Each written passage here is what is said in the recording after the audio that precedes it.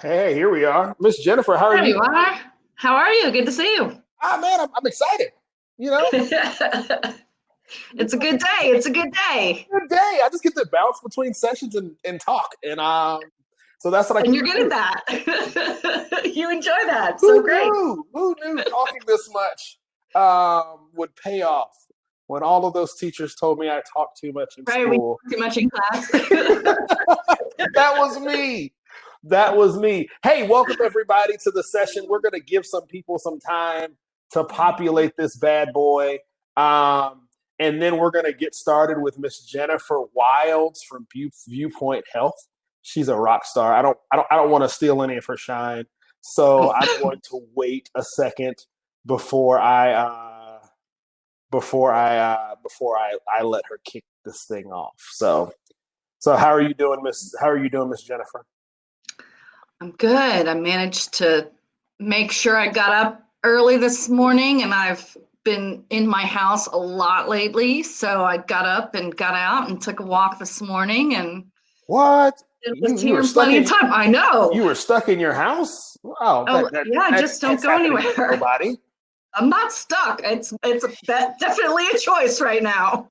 Hey, hold on. Let's interact with some people in the comment section. Hey, Miss Loma T. I'm going to Miss Renee. We're just gonna stick with Miss Renee because I felt like I was gonna butcher your last name.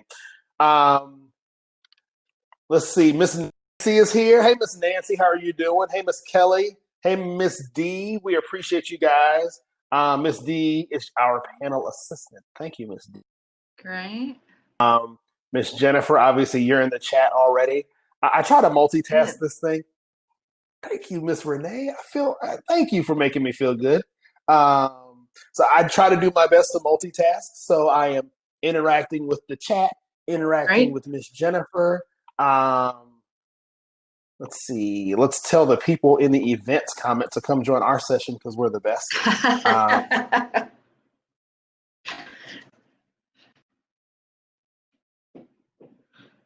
May not be the most uplifting, so if they need a little no. Hey, uplifting, because you we're going gotta to be have this. talking You about gotta some have this serious information. business, but yeah, No, you gotta have this information. absolutely. Yeah. I'm just saying if people aren't, in a headspace for that this morning, yeah, but we are going to be talking real. So That's good.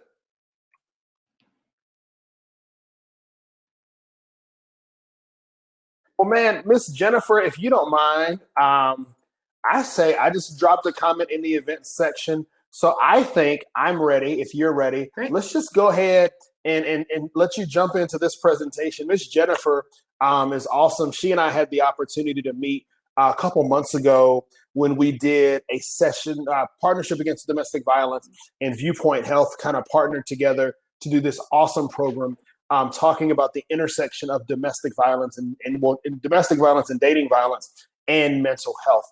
And so Miss Jennifer is awesome. She's the program manager for Viewpoint Health.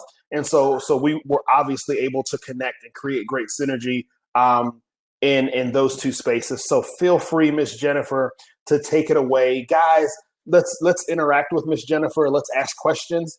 Feel free to drop your questions in the chat. I'm actually going to turn my screen off and turn my mic off. But if you have questions, feel free to ask them. We have a panel assistant here that's going to kind of pull everything together for us, and then I'll hop back on and do a panel discussion. Excuse me, with Miss Jennifer. So take it away, Miss Jennifer. I think you have some polls that are already been loaded up here. Great.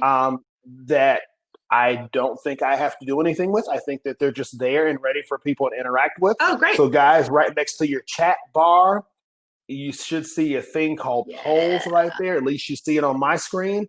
And I think Miss Jennifer wants you to go on right now, Jennifer, right? I would love And that. let's answer Yes. all those questions. They're really hard. Yep. This is going to be your only test of the day. Yep. I promise. Just 4 and questions, and we're going to talk about the answers. So yes. And there's virtual treats. I'm kidding. There are no treats for you guys getting the questions right. There's nothing.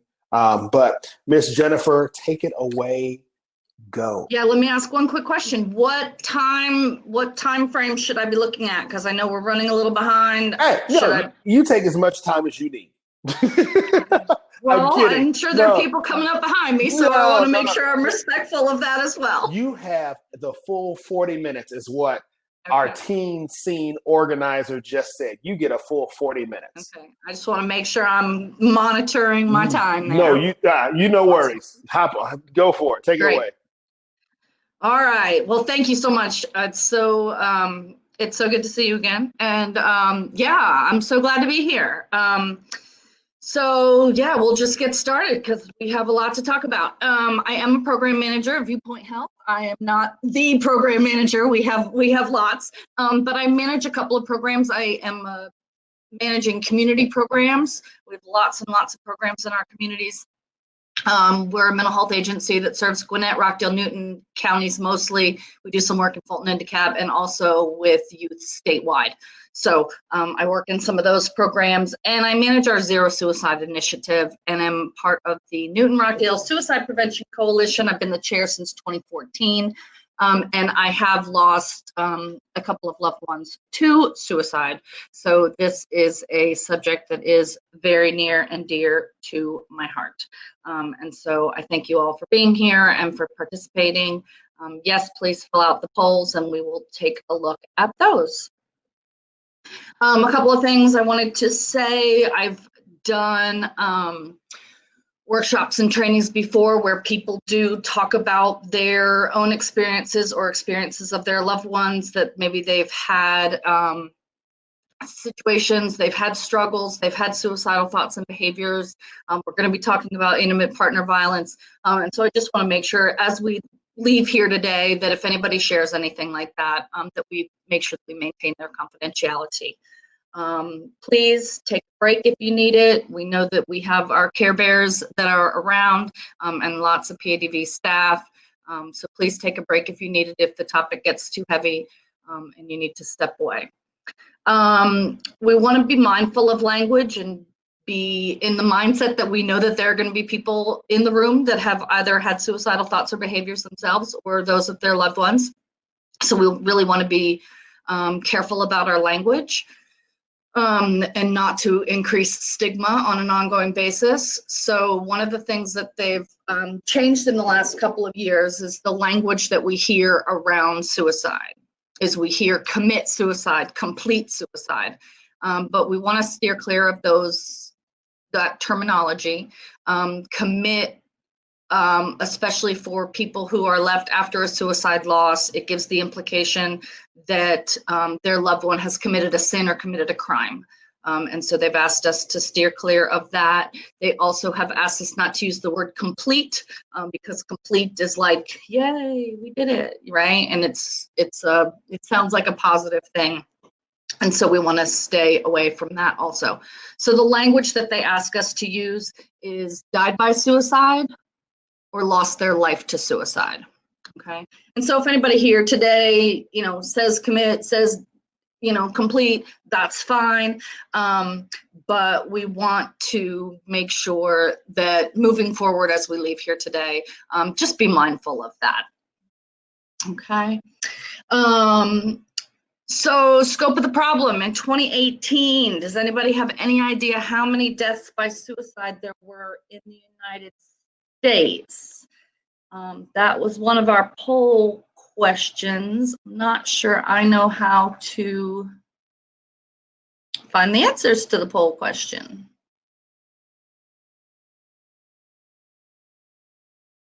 Do we know how to find the answers to what people put as their poll answers? So the answer is 48,000. In the United States in 2018, we had 48,344 people that died by suicide. That's adults and young people. So obviously we're very concerned about those numbers. I will tell you that in the numbers, we also had about 10.4 million people that they estimate had serious suicidal thoughts, and about 1.5 million have made suicide attempts. So although this number 48,344 people is a horrible number, and every single one of those is a life lost and lots of family members that care about them, know that there's opportunity. We have opportunity to save lives because we had 10 million people thinking about it and 48,000 that died, 48,344. And so just know that there is opportunity for you to help save lives if you have a loved one, if you have somebody that you care about. So I want to make sure that that's very, very clear as we talk about it, because there are ways that we can save lives. The highest rate of suicide is among our 15 to 35-year-olds. It's the second highest. It's the second highest form of death for our 15 to 35-year-olds, behind accidental death. But not only are we concerned about our 15 to 35-year-olds, which we very, very much are, but when you're thinking about this training as well, I want you to be thinking about your cousins, your aunts, your uncles, your brothers, your sisters, your nieces, your nephews, your parents, your grandparents, because there are lots and lots of age groups that are rising in suicide rates right now. And our 10 to 14-year-olds, unfortunately, we're having more 10 to 14-year-olds die. Here in Georgia, we did have a 10-year-old die last year in Georgia, and a 9-year-old in Chattanooga. And so we're very concerned about those, but we have a lot of 12, 13, 14-year-olds. Also, our 35 to 54-year-old men are rising in rates, okay? We think about our veterans, but our 35 to 54-year-old men are higher, and our individuals 65 and older are also on the rise. And so, again, I want you to be thinking about this in the terms of your peers, but also in terms of other family members and people that you care about. Okay. Leading method of death by suicide every year, although lots of people think that it's drug overdose, the fact of the matter is it's firearms. Firearms are about 85 to 90% lethal when used in a suicide attempt. And so although there may be lots of drug use and people having severe consequences due to their drug use, there are more deaths by firearms due to the nature of how lethal they are. Okay. And so we work a lot with people on monitoring that and making sure that if they have somebody that's thinking about suicide in their home, we make sure that they are keeping those firearms safe and out of people's hands. Oh, that wasn't right. Suicide rates. Oh, you know what I wanted to say about that? Yes, I did want to say about that. For women, that rate of asphyxiation or hanging is on the increase. So yes, I did put that because for women that is on the rise, and so something to be aware of. Suicide rates are highest in which season of the year? Everybody thinks that it is winter typically, but the actual answer is spring. When people maybe don't have a lot of energy over the winter time, they kind of stay into themselves, and then they get a kind of rebirth of energy when it comes to springtime. And then if you go outside, you see everybody walking around in their short shorts and holding hands and their puppies, and if you don't have that, and there's also something with the melatonin in the brain, particularly for women, that can affect those rates. So although we think it's winter, and I always thought it was winter too, until I did the research. And then based on research, this is what I have come to know. And so again, we just want you to be making sure that you're on the lookout for these types of things. When we talk about suicide, typically what we hear is kind of that last thing. When we talk about why, and we hear that last thing. They had a bad relationship breakup, they lost their job, right? We hear about that final thing. But this is just to show that there are so many factors involved when it comes to a suicide. And oftentimes people have many of these things in their life that impact that attempt. Past suicidal behaviors can be an indicator of future suicidal behaviors. Family history, they talk a lot in the suicide prevention world. We talk a lot about hopelessness. That's one of the things when people are interviewed after their attempts. They talk about, I just had nowhere to go, nothing to do. I felt unworthy, right? And so that hopelessness. And so we talk a lot about trying to give people hope. Impulsivity, I think about impulsivity a lot, particularly with our young people. Neurobiology, brain development.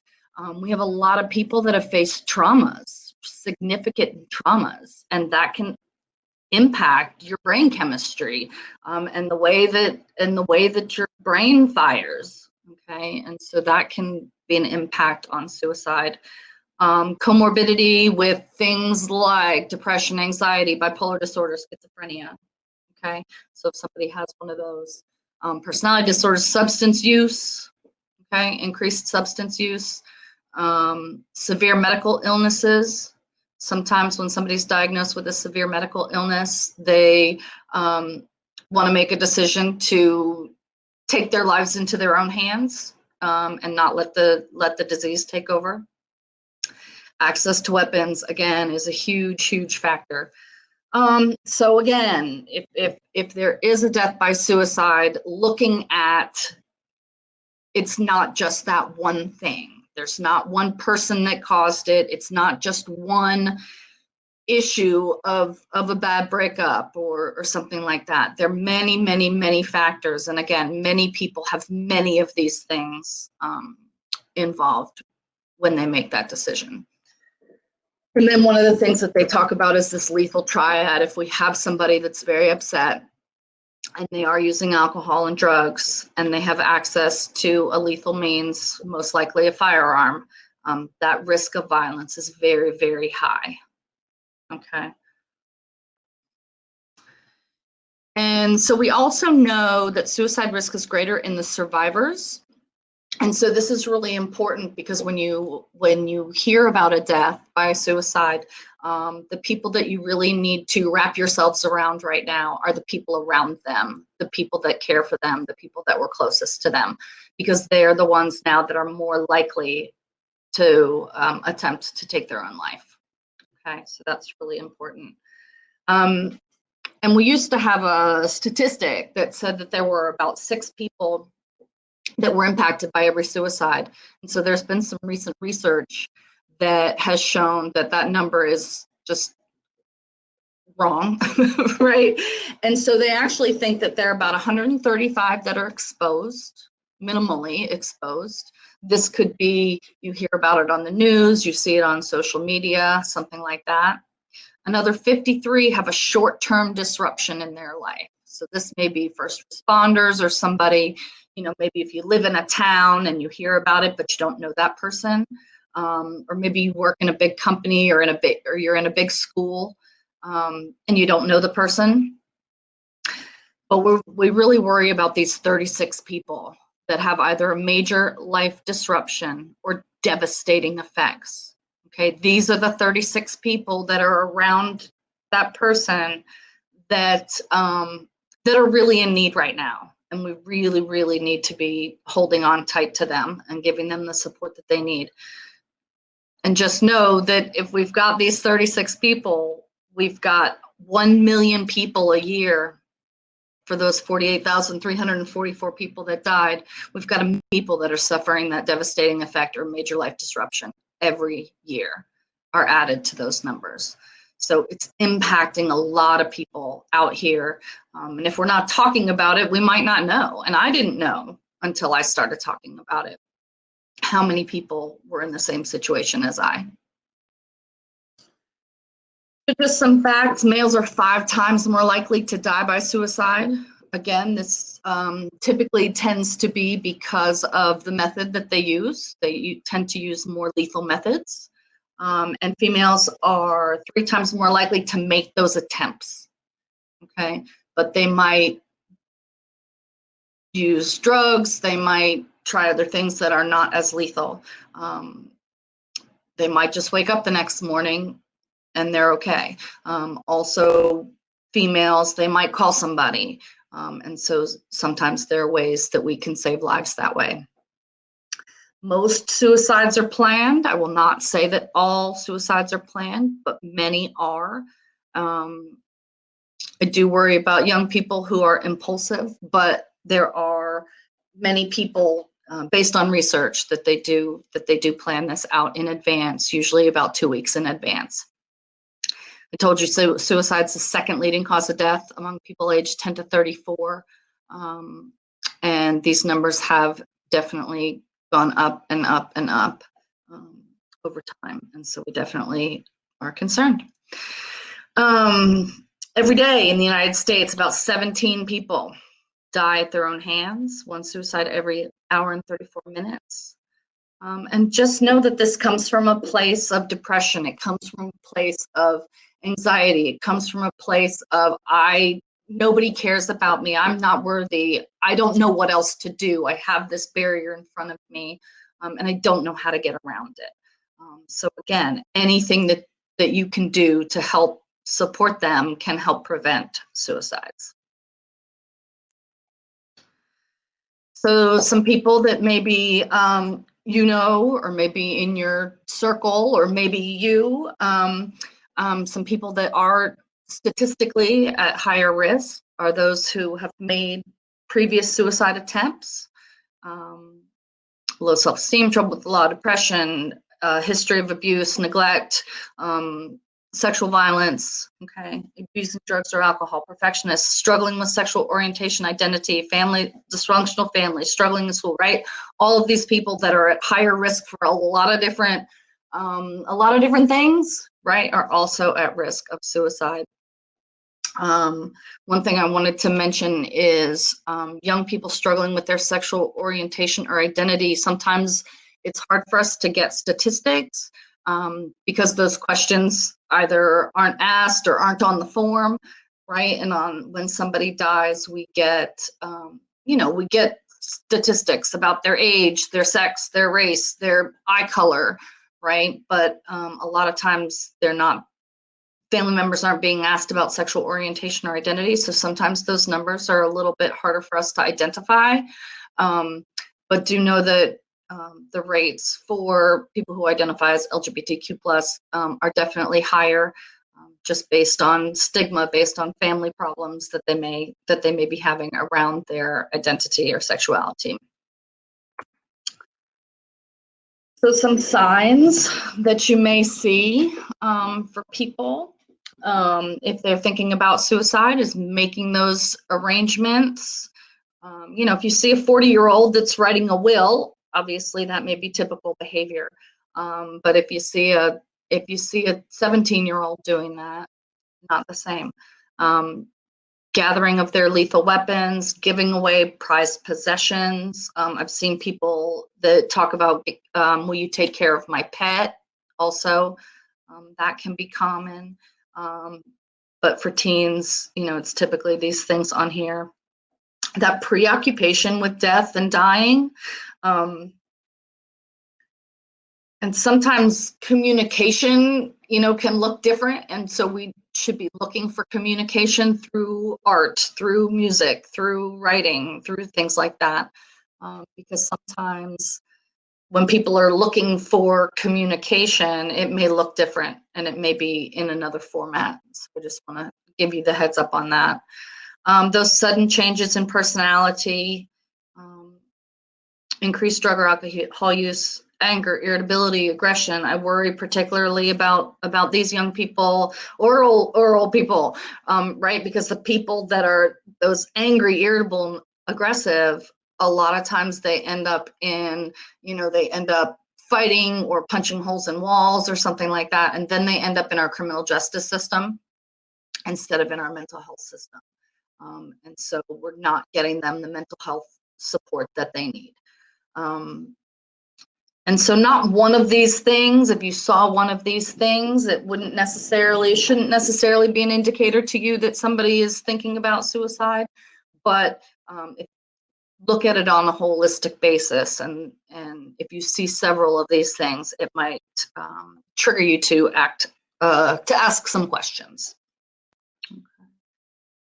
Some signs or some verbal clues that people may say just wish I were dead. Nobody's going to care anyway. I'm not going to go on any longer. Everybody would be better off if I was dead. Okay, you're not going to have to worry about me anymore. Sometimes from adults too, we hear, I'm tired. I just can't do this anymore. With our seniors, a lot of times we hear, I'm just a burden anyway, right? When they may have health issues and can't cook for themselves anymore, can't drive, maybe they have some medical issues. They may say, I'm just a burden to my family, so I don't want to be a burden to them. So these are some things that you might hear from somebody. Okay. Why don't people look for help? Sometimes they don't know that they need help, right? They don't know that they need help, or they're scared, or they don't want to admit that they need help. They don't know who to go to for help, okay? Particularly people who may be feeling new feelings of anxiety, depression, maybe if they're having hallucinations or things like that, audio, video, or visual hallucinations, and they might be seeing things, hearing things, and they don't know what it means, right? They don't understand what it might mean. They don't realize that this depression has been going on as long as it has, because they're just in it so tightly. They don't know what people are going to say, afraid of the stigma.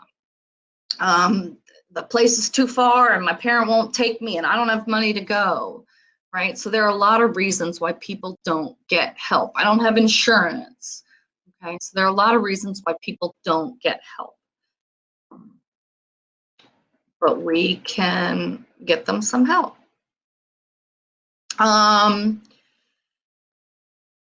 So I don't know, do y'all have the ability to be in the chat, right? Teenagers who talk about suicide are doing it for attention. What do y'all think? Is that a myth or a fact?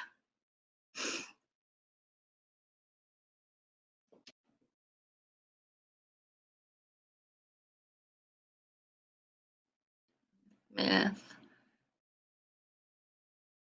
Right? So, yes, right? People need the attention.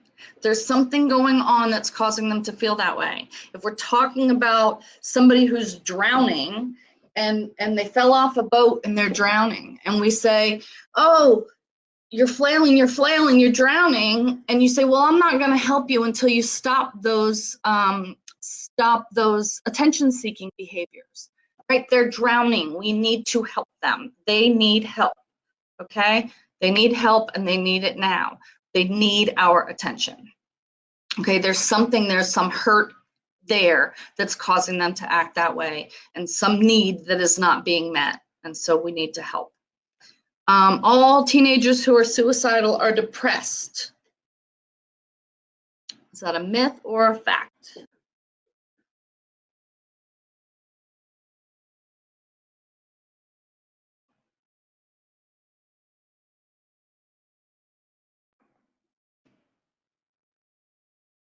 So most teenagers that are suicidal are depressed. The fact is that most people that are depressed are not necessarily suicidal, though, right? They're not necessarily thinking about suicide.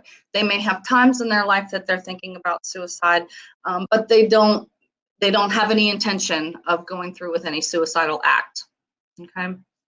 And then this one, obviously, I already gave you the answer. Suicidal people really want to die.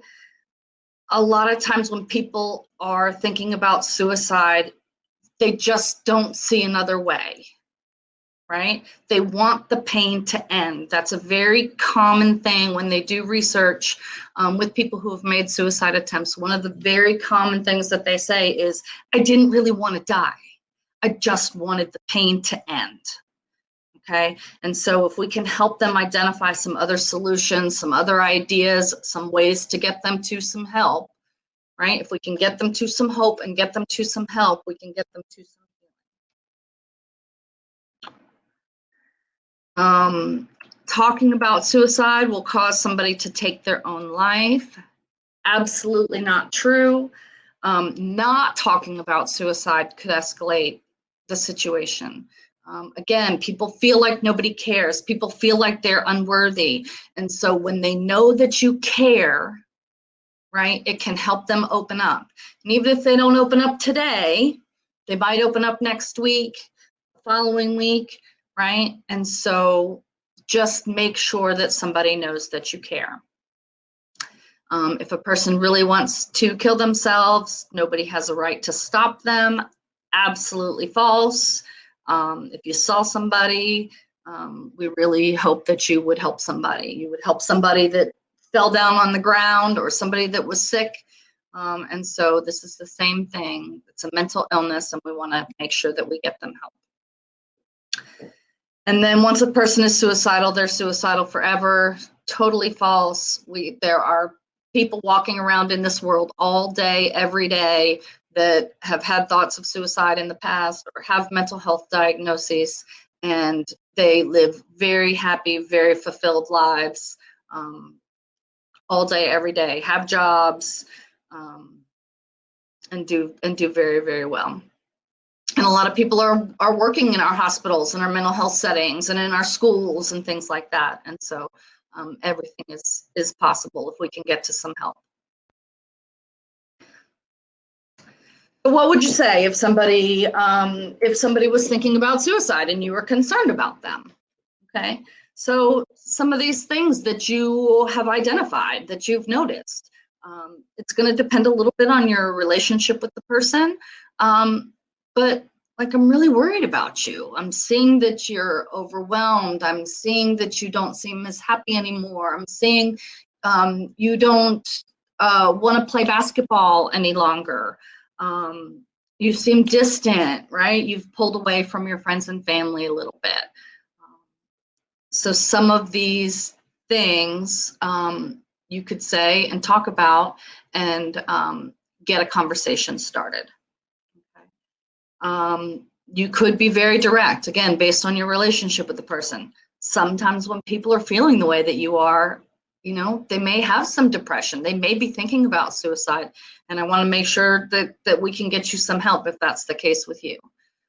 And there are ways to ask, like, you don't say, God, you seem depressed, right? Like, God, like, I'm really worried about you. You seem depressed to me lately, and I want to be able to help you, okay?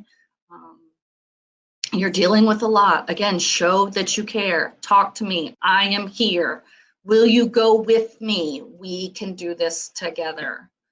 Okay, so starting that conversation. If you hear somebody asking some more questions to see where they're really at, you may want to find out if they have any weapons, anything like that, or have stockpiled any pills, but get them to some help and get them to some hope. Again, being willing to talk and being willing to say the word suicide or talking about killing yourself or talking about anxiety or depression can go a really long way in helping them know that they're not alone and that they feel supported by you. Okay. Make sure you all are safe. Try to listen without judging. It's really hard if somebody tells you they're thinking about suicide. Your first reaction may be to tense up, but try to do your best at staying calm. Go with them to get help.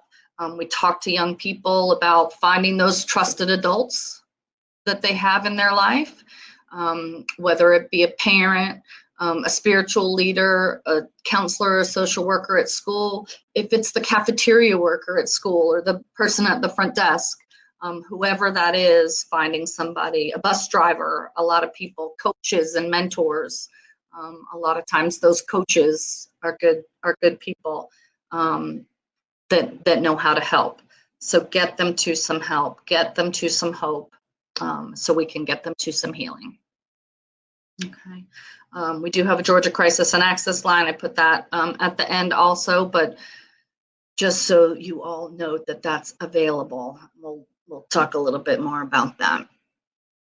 But we do have help available here in Georgia for people. That's available 24/7, 365 days a year. So you can always go there.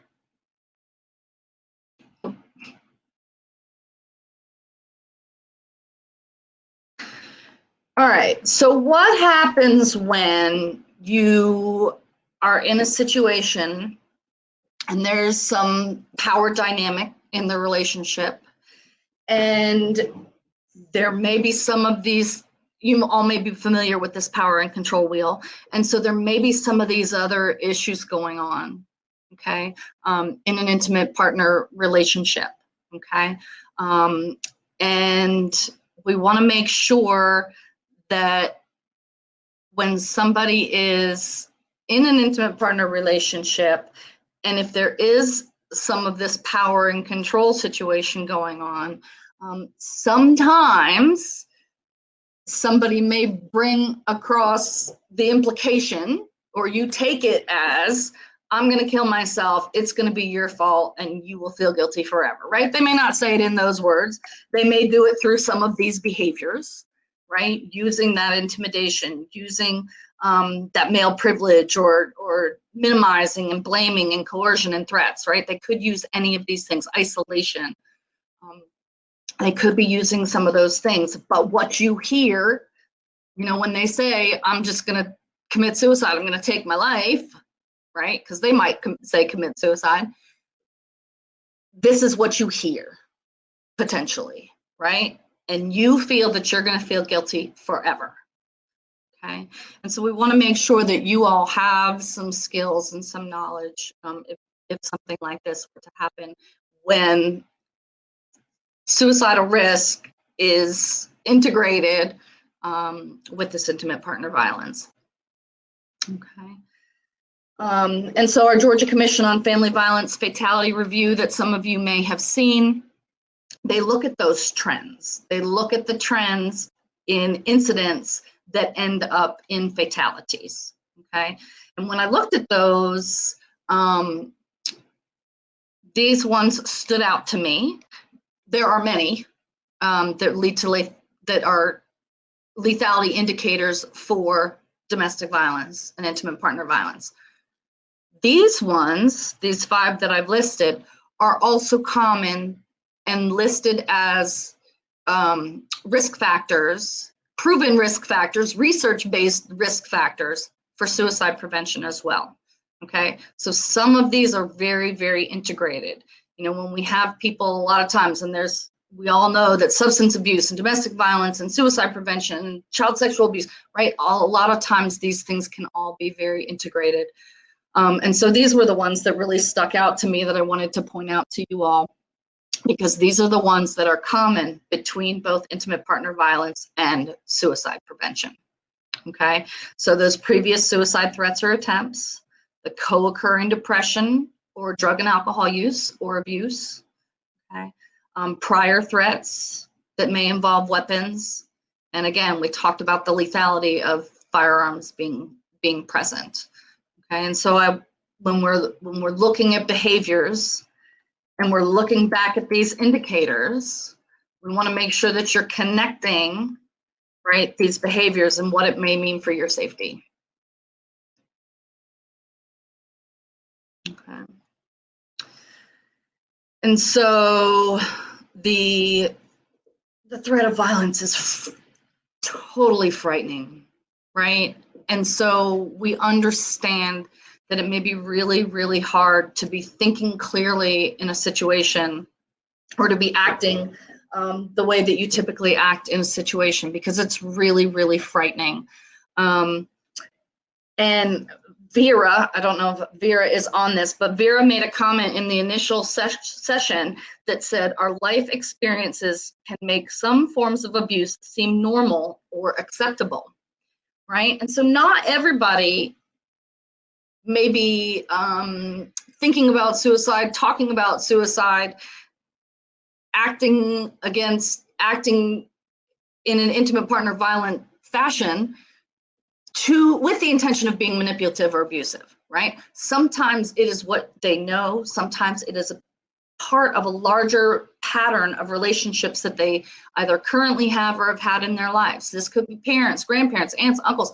This could be sexual violence in their past. This could be, this was the way that they grew up and their parents treated each other in the home, right? This could be a larger part of a relationship, and this may be growing since the time they were 3, 4, 5 years old.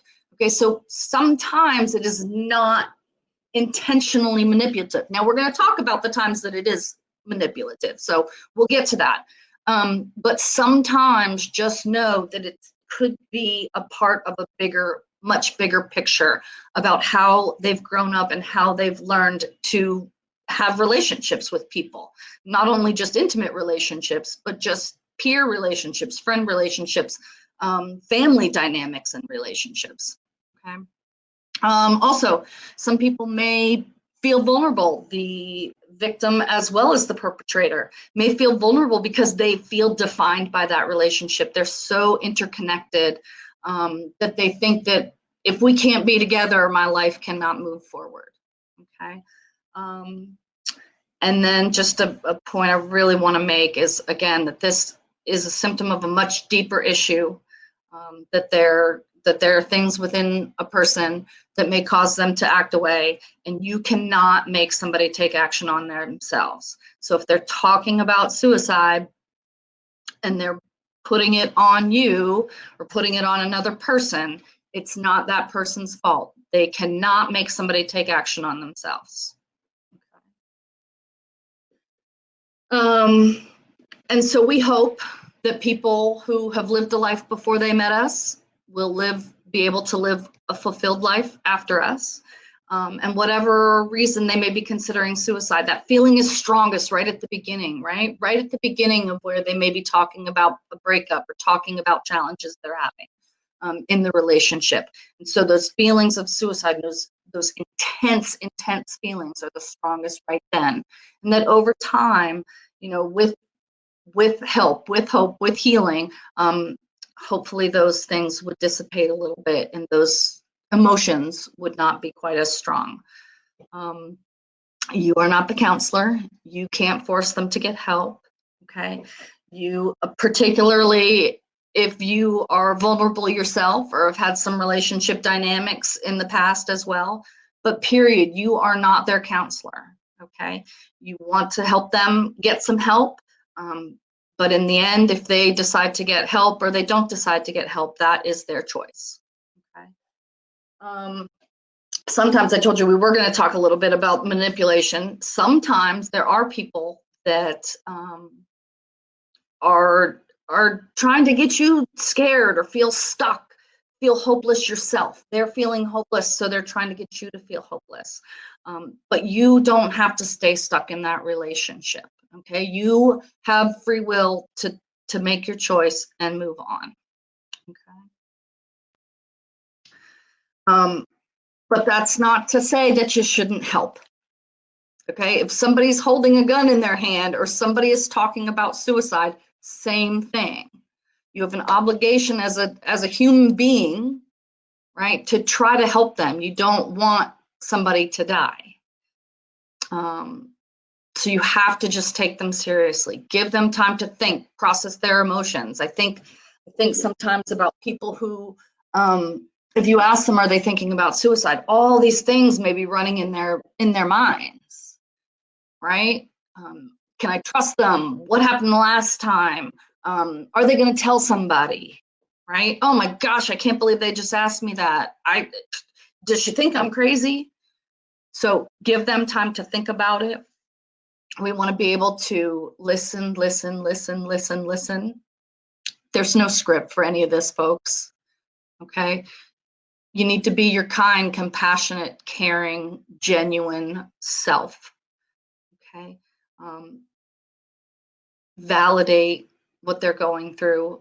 Try to understand whether you did care about that person or you still care a lot about this person, right? This is somebody that you've been in a relationship with that you do care about, even if it's getting really hard right now and they're really making some things really difficult for you. Still, you can show them compassion. And if you're not the one to help, let's get them to some help, okay? Give them hope for the future, hope for that things are going to get better. Talk through that.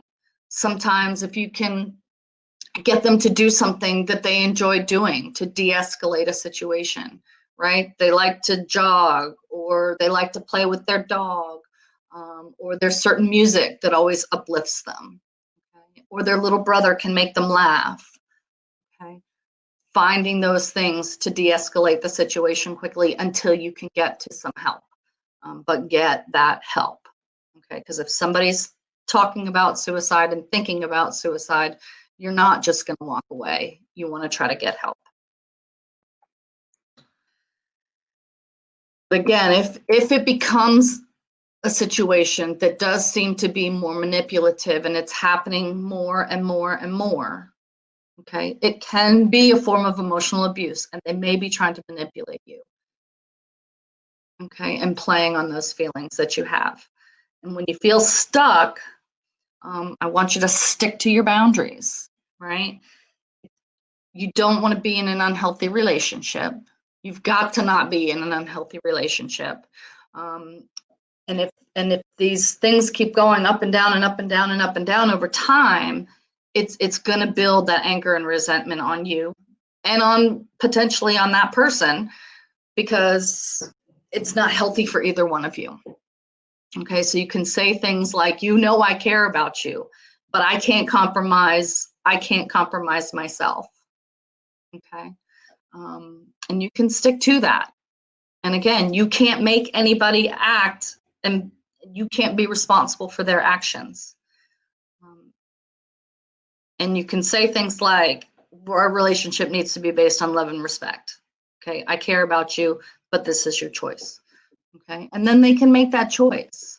And obviously, we don't want anybody to do that, but they need help right now. Okay, and you are not a trained counselor. You may not be that person that can help them right now. And so you need to let them either decide to get help or make that decision to not get help for themselves.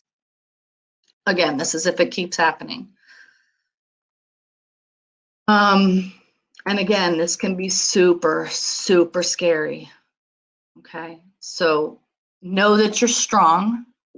Okay, even if you're terrified, even if you feel like the world is coming crashing down on you, you are stronger than you feel right now. Even if they're putting in this manipulation, they're putting in this judgment on you that you're not doing everything that you can. Again, this is an indicator that the relationship is unhealthy. And again, their prior relationships may have been unhealthy. And so they need to address this pattern of relationship that they're in. Okay. And if you keep giving in, if you keep giving in to them, then that's not going to get them to another healthy place. Okay. One thing too that they've seen is sometimes when emergency services are called, right, everything's fine here, right? So just be really aware of that and be really cautious that sometimes if emergency services show up, things may look a little bit different than they did 5 minutes ago. And that manipulation may stop and everything may appear to be happy and wonderful. So don't be surprised if that happens. Okay. So some things that you can do for you, just learn more. Okay. Learn what the signs are of suicide, learn what the signs are of self-injury, learn what the signs are of intimate partner violence and that power and control wheel. Again, remember that it's part of a bigger issue for them, for relationships in general. And you may have had you may have had your own things in your past and in your relationships that caused you to be acting the way that you're acting and continue to stay or things like that. But then you both need help. Okay, you both need help to get out of these patterns of relationships. Talk to somebody, get with a trusted friend, relative, adult. We've got trusted adults that have been trained. Talk to them. There are lots and lots, again, of resources that are available. So get help for yourself. And if you're in a dangerous situation, get help for yourself immediately. Okay. It is a sign of strength to get support for yourself. It is not a sign of weakness. It is a sign of strength. And then all these things that we know, right? We know all these things, but sometimes we forget, right? We forget to get enough sleep or eat right, exercise. It's really important to maintain social contacts.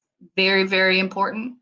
Find things you enjoy doing. Learning, I'm working now on learning Spanish, right? I'm on a new little app that I'm learning Spanish. Keep your mind busy, keep your mind sharp. Process your emotions, talk to someone. Okay, you do not have to be in this alone. Okay, maintain a spiritual practice, whatever that looks like for you. For some people, that means prayer and going to church. I've got a friend who climbs up a small mountain near her house and takes her yoga mat and does yoga on the top of the mountain. Some people walk through the woods and get close to nature, right? So whatever that looks like for you.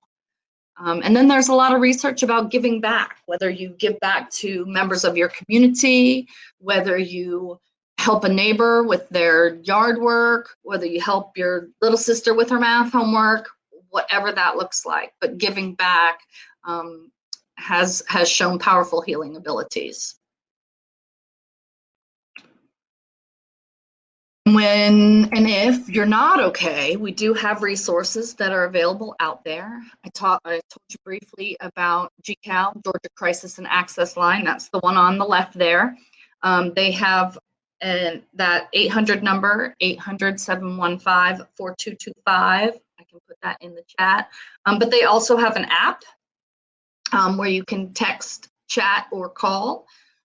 They have trained behavioral health providers and counselors that can either help talk through a crisis over the phone or over chat, text, or they do have a mobile crisis team that can go out if somebody's in crisis.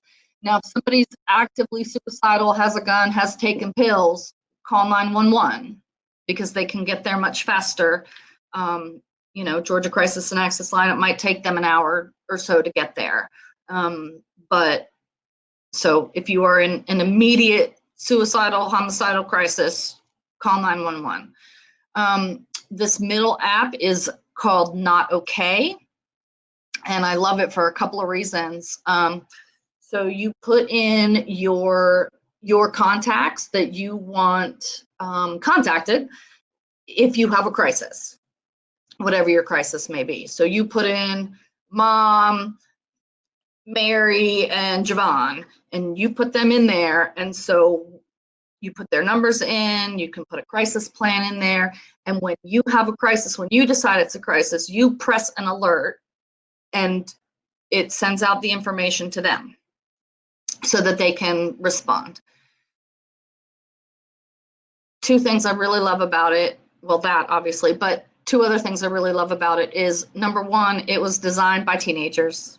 It was built by teenagers. It is managed by teenagers. They're a brother and sister team.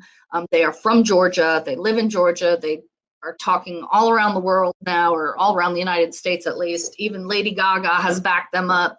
But they started this because the sister had some medical issues, and so her brother created this app for her. They're like 16, 17 now, and this has been around for maybe 2 years.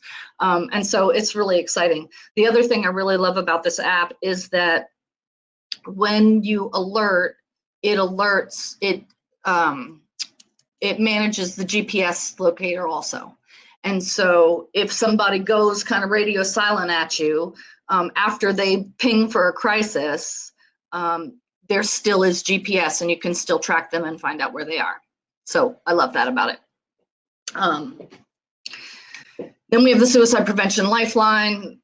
Little known fact, if you actually call the Suicide Prevention Lifeline, it does track back to GCAL here in Georgia. But a lot of people know this number, and so I think it's really important to continue to share it because that's a number that a lot of people already know off the top of their heads. So that is available as well. If somebody needs support.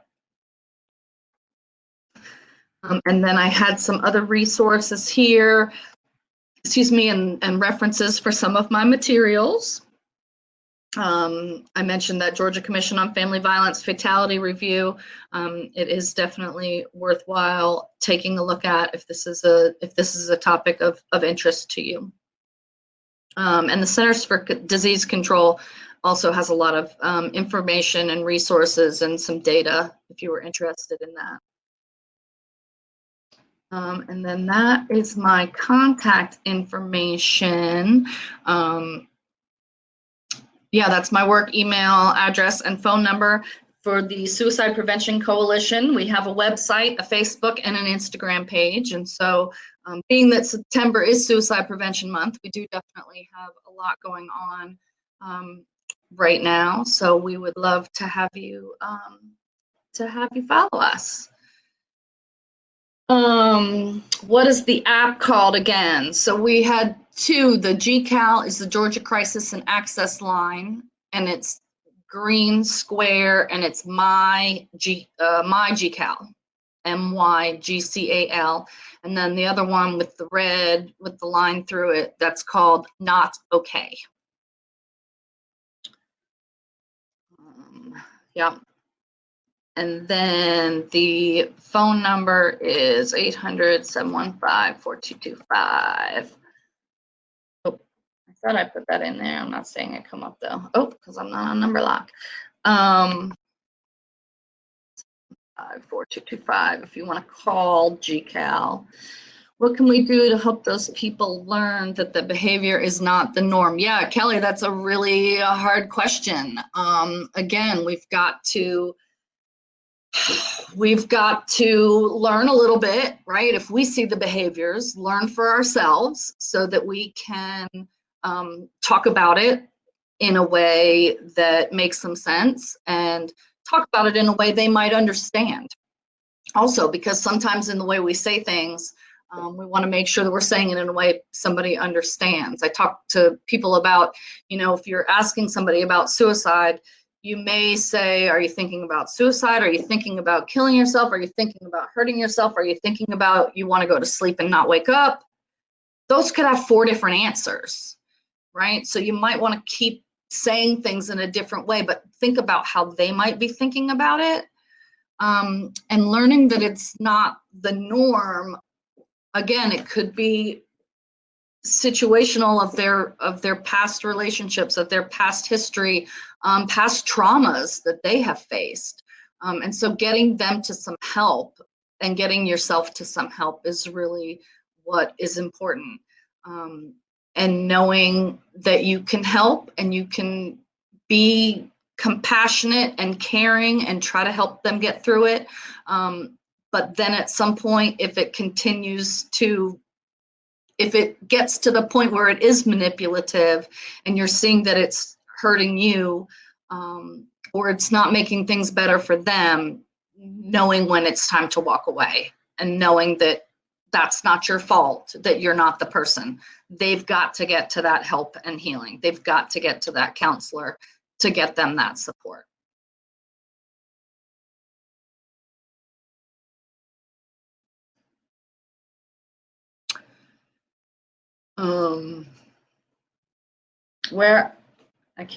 We don't hear you.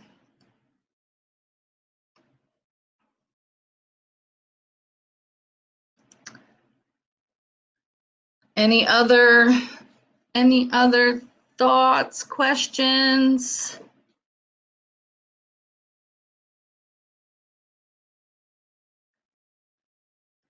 It's a hard topic, and it's different for every person, but you just got to do the very, very best that you can do and learning more for yourselves than as much as you can.